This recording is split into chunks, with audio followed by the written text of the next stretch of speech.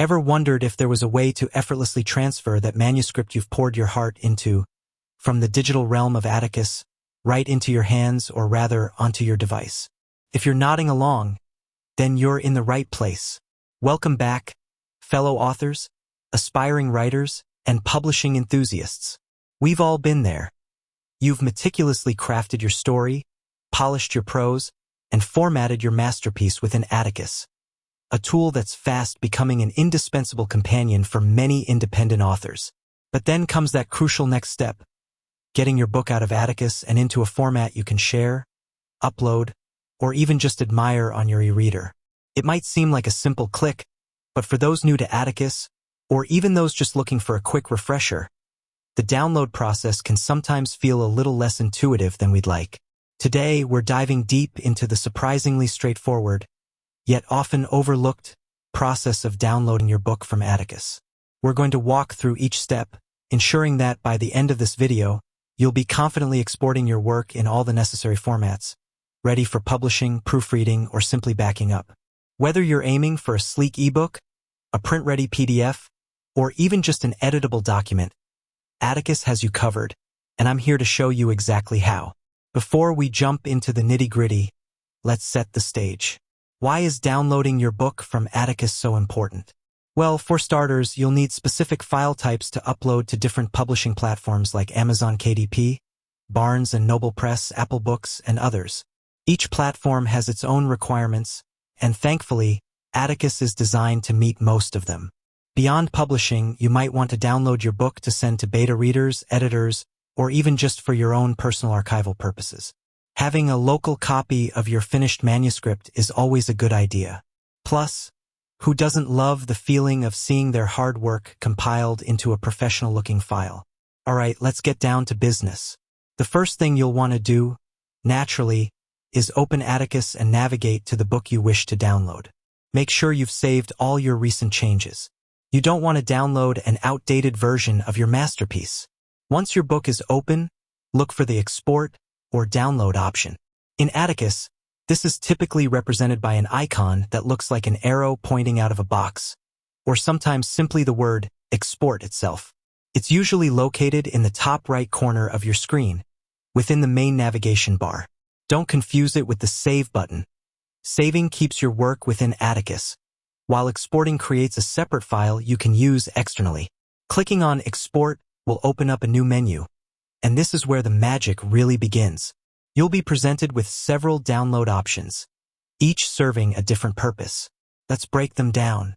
First up, and probably the most common, is the ebook file, usually in EPUB format.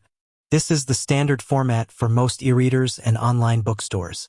When you select EPUB, Atticus will optimize your book for digital display, ensuring it reflows nicely on different screen sizes and devices. This is what you'll upload to platforms for ebook sales. Some platforms might also accept Mobi, which is Amazon's proprietary format. Atticus often provides an option to export directly to Mobi as well, or you can convert your EPUB to Mobi using a tool like Calibre. However, with Amazon's move towards supporting EPUB, the need for Mobi is diminishing. Next, you'll see options for print-ready PDFs. This is crucial if you're planning to publish a paperback or hardcover version of your book. Atticus is fantastic because it allows you to generate a PDF that's already formatted to industry standards, complete with margins, bleed, and proper pagination. When you choose to export a print PDF, you'll likely be given further options to customize things like paper size, e.g. 6x9, 5.5 by 8.5, trim size, and even whether you want to bleed or not. It's vital to select the correct settings here to avoid rejections from print-on-demand services. Take your time with these settings and double-check them against the guidelines of your chosen printer. Remember, a common mistake here is overlooking the bleed settings, which can lead to white edges on your printed book. Beyond EPUB and PDF, Atticus also offers the option to download your book in a docx format, Microsoft Word document. While you won't typically use this for publishing directly, it's incredibly useful for a few reasons. You might want to send a Word document to an editor who prefers to track changes there, or perhaps you want to keep an editable backup on your local drive. This is also a great option if you need to make extensive revisions outside of Atticus or collaborate with someone who isn't using the platform. Some users might also see an option to download a plain text file. This is exactly what it sounds like. Your book's content stripped of all formatting, just the raw text. While not used for publishing, it can be helpful for specific tasks, like feeding your manuscript into a text analysis tool or for very basic copy pasting. Once you've selected your desired format, Atticus will typically ask you to confirm your selection and then begin the export process. Depending on the length and complexity of your book, this could take a few seconds to a minute or two.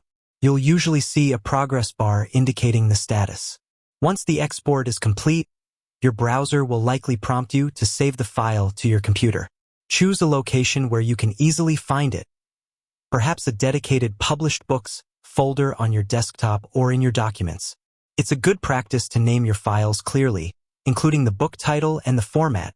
For example, myawesomebook_epub.epub or myawesomebook_print_6x9 PDF. Now, here's a crucial tip. Always review your downloaded files. Don't just assume they're perfect. Open the EPUB on an e-reader or an e-reader simulator, like Calibre or Adobe Digital Editions, to check the formatting, ensure images are displaying correctly, and that the text flows as expected. For the print PDF, open it in a PDF viewer and zoom in to check for any anomalies, particularly around margins and bleed areas.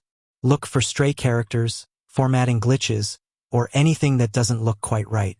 It's much easier to catch these issues now than after your book has gone to print or been published online. If you encounter any issues during the download or review process, don't panic.